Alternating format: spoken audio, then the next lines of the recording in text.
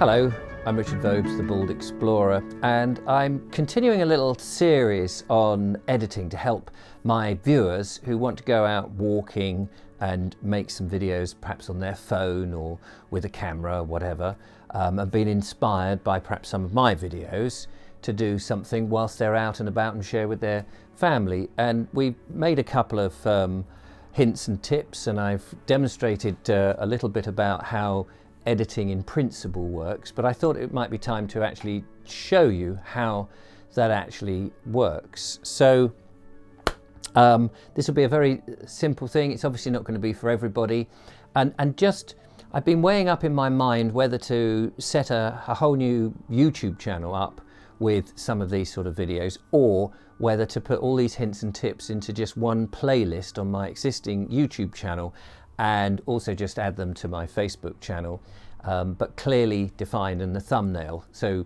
if it's not your thing, you're not wasting your time watching it. So these will only be an addition to my normal videos, not in place of. So with that said, let's dive into the edit thing. And today I'm just going to put together very simple, basic editing and show you how it works by dragging and dropping in the end result. So here we are inside my edit program, and this I'm using is DaVinci Resolve. It's not the latest, it's a much earlier one. It's actually, I think, 15, and this is actually not on my edit machine, this is on my old edit machine, but don't let that worry you. But this is the sort of, with one monitor, as most people probably would be doing this sort of thing. Now, in a previous video, I went over the type of and typical areas on the edit program that you would have. So we're going to do a little bit of very simple editing. You've got your preview screen here. You've got on the right the final screen, or the edit window. Over here, if you've got here is my trim bin, or my media pool, as they call it, and then there's effects and various other things, and here down here is the main timeline. So I'm taking a video that I've done a long while ago now, and for the sake of ease I have organized my trim bin into folders. So in one folder I've got all the audio. You can see I've got a microphone here, so I recorded the sound separately on when I made this video, but I'm not going to worry about that in this one today. I've got here called DSLR, which is off my DSLR video camera, my main camera, all the video clips in one folder. So I've got a clip here of me walking, I've got a clip, another one of me walking, one of me talking, etc. A clip of a nice horse.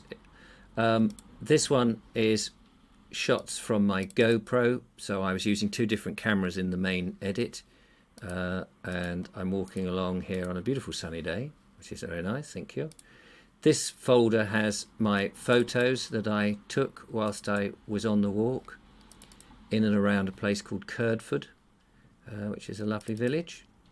And so I might drop those pictures in.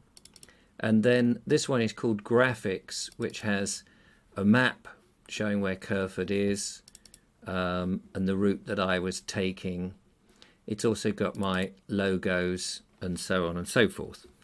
And then the main folder shows where all the other folders are, and just some other bits of text that I often use in the videos. So that's me just organizing all my shots. But if you're doing something very basic, you may just put them all in without having to organize them at all. So that's what I'm going to assume, and for the sake of argument I'm just going to assume that that's what you've done, whether you filmed on a camera or on your phone. You've brought them into whatever edit program you're using, and they look like this, a series of shots or clips, however you want to call them.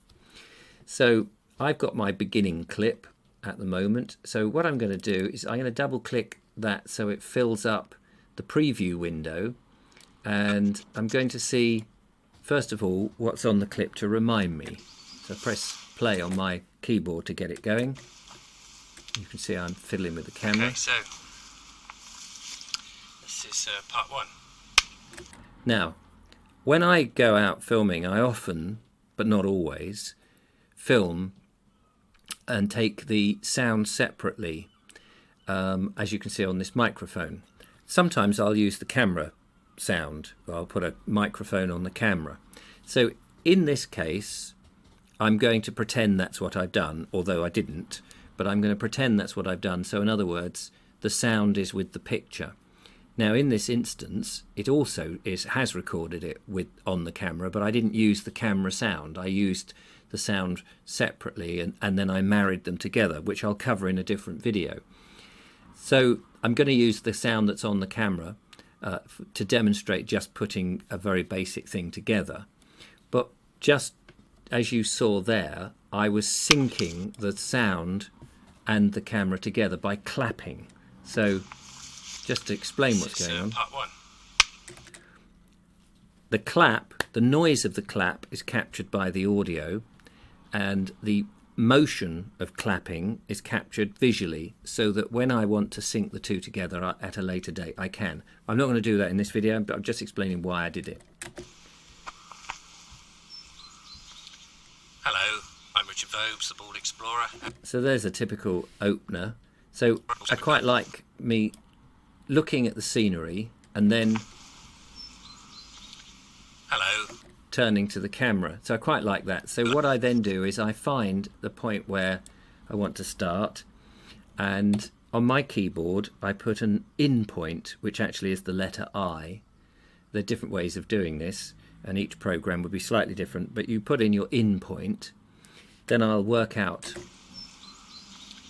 Hello, I'm Richard Vobes, the Bald Explorer, out on another walk, and today's walk, I'm in West Sussex. I'm starting at a very lovely village called Curdford. And that's where I want to come out on this particular one. So it's just this little bit that I'm going to take.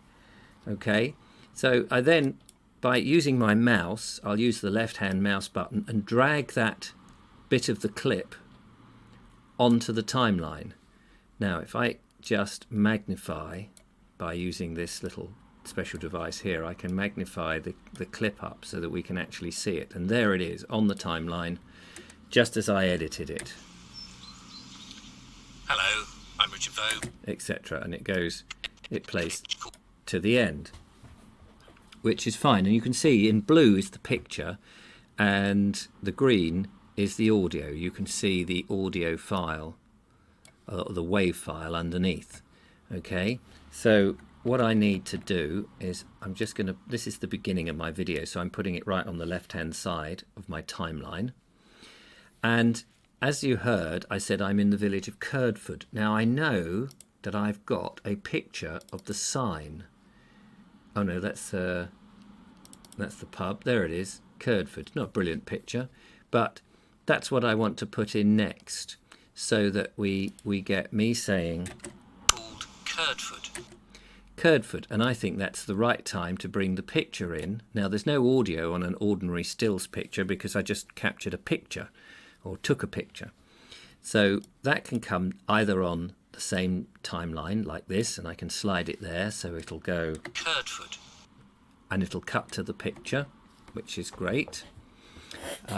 Or, excuse my chair creaking in the background, or I can put it on the next line up, the next timeline, the next track rather, so it still does the same. Now in this case, my picture, the size of the picture is not quite filling the frame on here.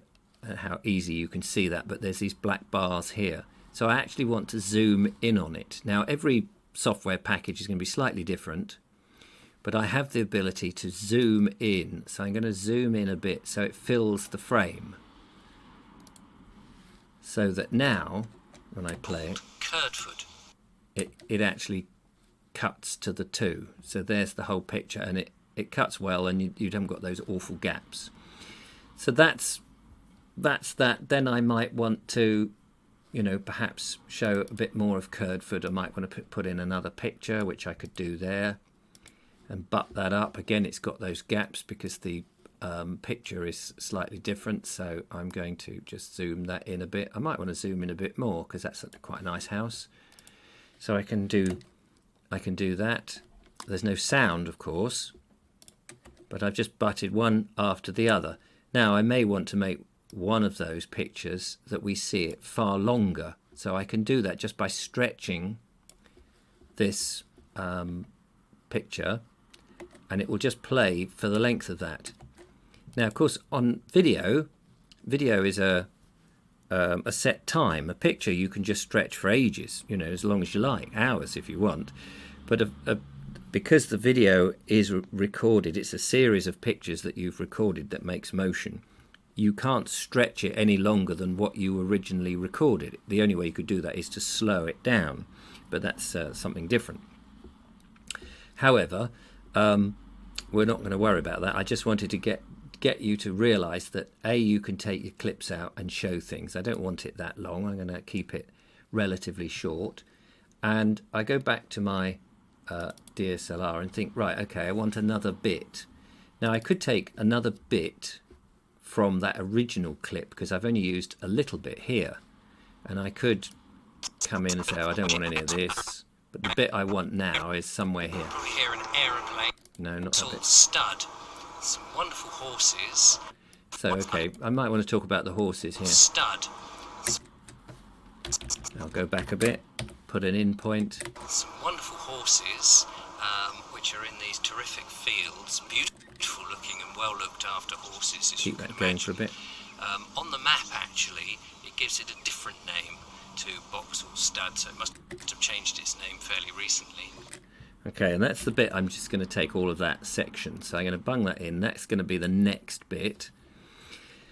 So we've shown a bit of pictures of Curdford. I've said I'm in Curdford. We've shown the pictures of Curdford, and here they are. And then I'm talking about the horses. Now, this is interesting because I know I've got this footage that I took separately of a horse.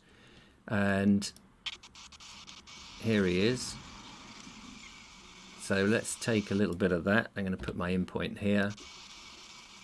Come out, take an out point there.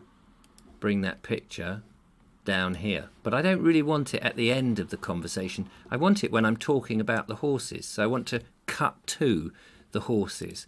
So I've gone... Some wonderful horses.